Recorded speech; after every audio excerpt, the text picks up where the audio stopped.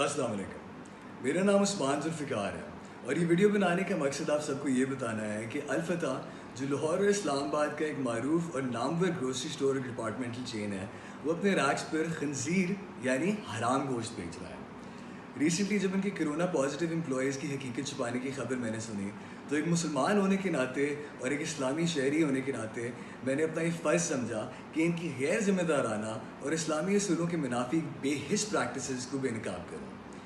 दिसंबर में DHA Y block की branch से मैंने एक पास्ता सॉस की बोतल खरीदी। मामूल के मुताबिक मैं घर गया, अपना खाना तैयार किया और खाया। पहला लुकमा लेते ही एक ऐसी खटास महसूस मुझे हुई जिसकी वजह से मुझे फ़ौरन उल्टी आ गई। इनके जब मैंने इंग्रेडिएंट्स लेबल पढ़ा तो उसमें पोर्क यानी खंजीर का गोश्त भी शामिल था।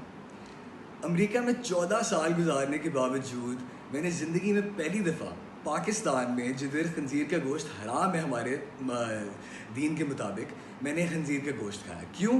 क्योंकि मैंने अल-फतह जैसी नामवर ऑर्गेनाइजेशन पे ट्रस्ट किया और लेबल नहीं पढ़ा। ये सॉस की बोतल है, Ragu meat creations sweet Italian sausage and cheese. इसके अगर आप लेबल को, इंग्रेडिएंट लेबल को देखें तो यहाँ क्लियरली लिखा हुआ है पोर्क यानी खंजीर, सुअर, हराम गोश्त। इसी को आपकी रिसीट में शेयर करता हूँ।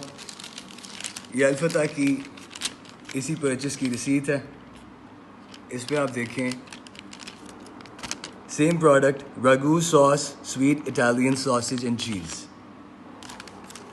इसके साथ में आपको, इसके बाद मैंने जाके ये सोचा कि अल-फतह जैसी ऑर्गेनाइजेशन ऐसा कैसे कर सकती है, इतनी लापरवाही तो आप एक्सपेक्ट नहीं कर सकते।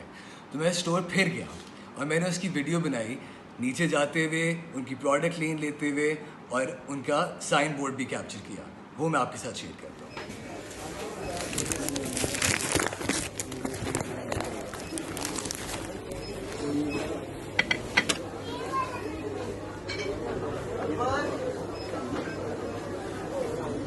Can't really see it over here, but I have pictures to support that this is pork, Italian sausage in a non-halal section at Al-Fitah and Y Block.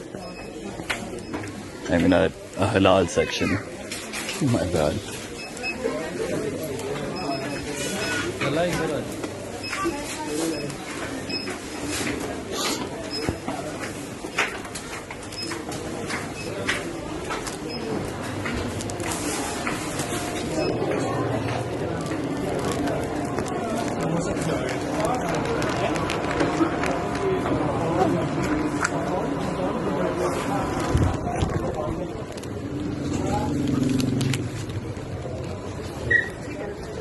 Just gonna go outside to show the signboard.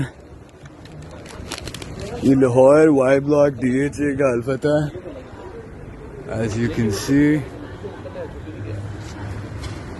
Lahore की एक नहीं बल्कि गुलबर्ग से defence तक कई local और main branches में मौजूद था, जिसके केसेस अल्लाह जाने कितने लोग और मेरी तरह अनजाने में खंजीर हराम गोश्त खा चुके होंगे। एक मुसलमान होने के नाते मैंने अपनी रिस्पॉन्सिबिलिटी समझी कि इस पर एक इनिशिएटिव लिया जाए और मैंने अल-फतह को एक लीगल नोटिस भिजवाया। उस लीगल नोटिस की जवाब मुझे ये आया कि ये कस्टमर की रिस्पॉन्सिबिलिटी है कि ख़रीदो फ़रोख्त करने से पहले लेबल पढ़ें। अगर कस्टमर की रिस्पॉन्सिबिलिटी लेबल पढ़ना है तो इतने बड़े बड़े स्टोर्स खोल के क्या ये आपकी रिस्पॉन्सिबिलिटी नहीं है कि इस्लामिक रिपब्लिक ऑफ पाकिस्तान में जहाँ खंजीर का गोश्त हराम है आप अपने मासेस को ना बेचें? इस नोटिस के बाद मेरे घर आए इनके ऑपरेशंस हेडक्वार्टर्स के जवाद तैयब साहब, जो अपना कार्ड भी छोड़ के गए। इन्होंने मुझे मनाने की कोशिश की कि मैं अपना लीगल नोटिस वापस लूँ और मुझे साथ में ये भी धमकाया गया कि अगर ये प्रोसीडिंग्स आगे चली तो मेरे पे डेफेमेशन की प्रोसीडिंग्स हो सकती है, जो एक बहुत ही हैरान कुन बात है कि बजाय इस बात का एतराफ़ किया जाए, ना ही तो सिर्फ इनकार किया जा रहा है बल्कि इस बात का सारा ओनस मेरे पे डाला जा रहा है कि ये मेरी रिस्पॉन्सिबिलिटी है। मेरी आप सबसे गुजारिश है कि इस वीडियो को ज़्यादा से ज़्यादा शेयर करें ताकि अल-फतह जैसी बड़ी ऑर्गेनाइजेशंस आम आदमी के इस्लामी अखलाकों की और असूलों की धज्जियाँ उड़ाते जाएँ। ये एक छोटी बात नहीं है। अनजाने में लोग मेरी तरह और पता नहीं कितने और लोग हराम गोश्त खा चुके हैं जिनको पता भी नहीं होगा कि उन्होंने क्या खाया।